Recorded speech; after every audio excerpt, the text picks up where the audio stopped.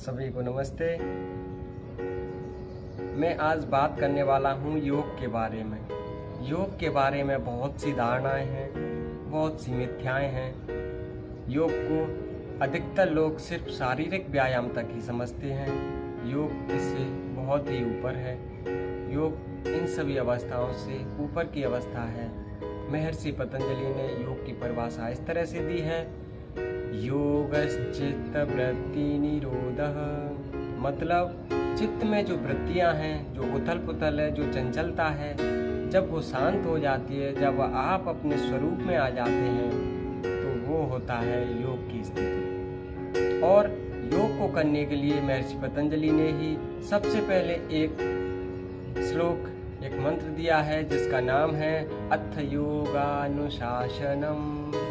मतलब योग अनुशासन से ही चालू होता है। अब योग अनुशासन से होगा, मतलब कि जब आप अपने आप पर कोई ऐसा नियम लगा देते हैं जो हो सकता है अभी कष्टदायी हो, लेकिन आगे चल करके वो सुखदायी बन जाएगा, तो उसको कहते हैं अनुशासन, सात्विक अनुशासन। इसलिए महर्षि पतंजलि ने कहा है कि अनुशासन से ही योग की शुरुआत होती है। यदि आपको लगता है कि योग सिर्फ कुछ एक्सरसाइज तक ही सीमित है, तो ऐसा नहीं है दोस्तों। सुख भी 3 तरह का होता है, राजसिक, तामसिक और सात्विक।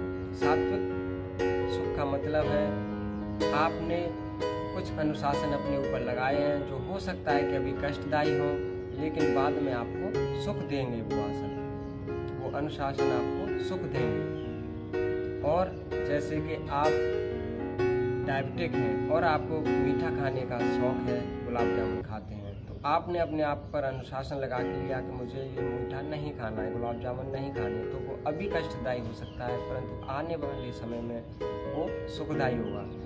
और राजसिक सुख ऐसा होता है कि अभी आपने सुख को भोग लिया, लेकिन जो आने वाला समय है वो हो सकता है कष्टदायी हो। यदि आपने अभी गुलाब जामुन या मीठा खा लिया तो वो डायबिटीज़ और बढ़ जाएगी और आने वाले समय में वो कष्टदायी होगा। इसी तरह से दोस्तों तामसिक सुख है। तामसिक सुख ऐसा होता है जो ना अभी सुखदायी होता है और ना बाद में सुखदायी होता है। वो हमेशा कष्टदायी होता है, खुद के लिए भी और दूसरों के लिए भी। जैसे अहिंसा का साथ, अहिंसा करना, ये सब तामसिक प्रवृत्ति में आते हैं। तो इसीलिए दोस्तों योग का मतलब है अनुशासन। योग अनुशासन से ही चलें, अपने आप को अनुशासित करें।